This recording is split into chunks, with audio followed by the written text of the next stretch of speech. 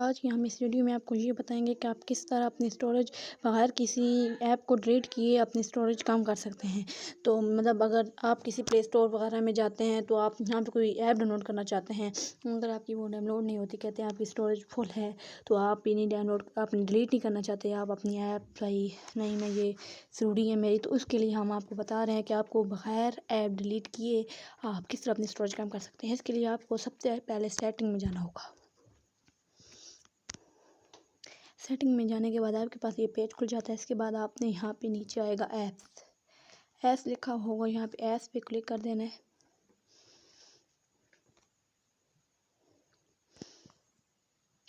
Apps یہاں پہ پھر ایپس یہ سب سے اوپر وہ ایپس ہو گیا، اس کے بعد یہاں پہ اوپر پھر ایپس کے اندر بھی سب سے پہلی لائن میں ایپس لکھا ہوگا، اس کو کلک کر دینا ہے۔ اس کے بعد تھوڑی دیر لوڈنگ ہوگی، تھوڑی دیر لوڈنگ ہونے کے بعد آپ کے سامنے مطلب ایک پیج کھلے گا جس میں آپ کی جتنی بھی آپ کے موبائل میں گیمز اور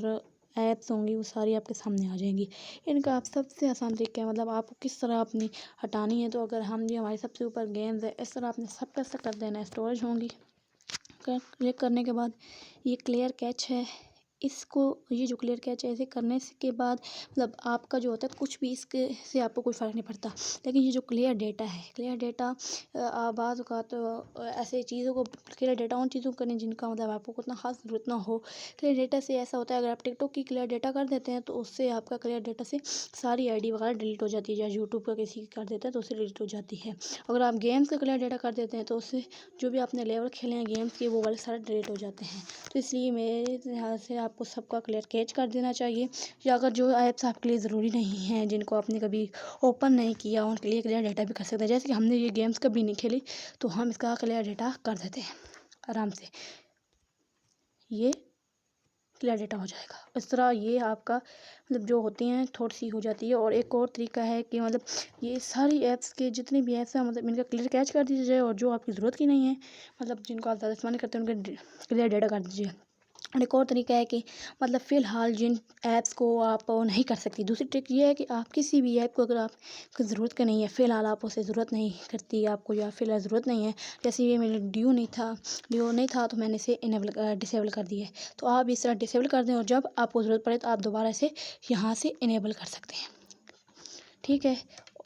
دیکھیے میں نے جن ایسے ایپوں کو ڈسیبل بھی کیا جو میری کام کی نہیں ہے، تو اس طرح۔ اور تیسری ٹرک یہ ہے کہ مطلب جو آپ کے جو ایپس ہوتی ہیں گیمز ہوتی ہیں سب کا جو ڈیٹا یوز لکھا ہوتا ہے، ڈیٹا یوز وہ اسٹوریج کی اوپر والی جگہ پہ ڈیٹا یوز لکھا ہوتا ہے، اسے کلک کرنا ہے۔ یہاں پہ ہر ایپس کا یہ بیک گراؤنڈ ڈیٹا